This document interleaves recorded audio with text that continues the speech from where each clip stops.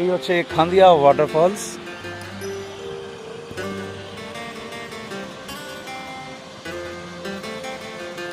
এটা কিন্তু কোনো গ্লেশিয়ার গলা জল নয়, এটা হচ্ছে রেইন ওয়াটারের জল।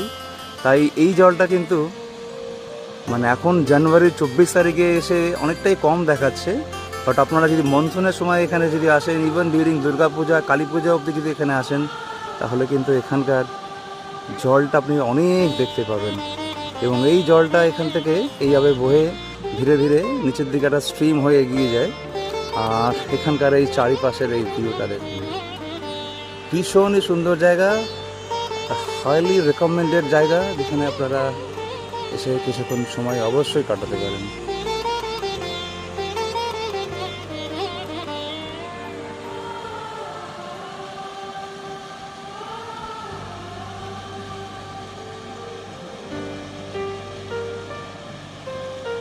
এই হচ্ছে খান্দিয়া ওয়াটারফলস।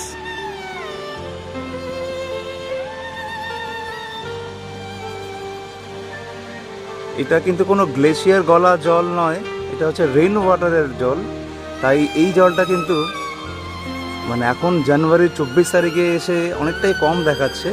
বাট আপনারা যদি মনসুনের সময় এখানে যদি আসেন, ইভেন ডিউরিং দুর্গা পূজা, কালী পূজা অবধি যদি এখানে আসেন, তাহলে কিন্তু এখানকার জলটা আপনি অনেক দেখতে পাবেন। এবং এই জলটা এখান থেকে এইভাবে বয়ে ধীরে ধীরে নিচের দিকে একটা স্ট্রিম হয়ে এগিয়ে যায়। আর এখানকার এই চারিপাশের এই ভিউটা দেখুন, ভীষণই সুন্দর জায়গা, একটা হাইলি রেকমেন্ডেড জায়গা, যেখানে আপনারা এসে কিছুক্ষণ সময় অবশ্যই কাটাতে পারেন।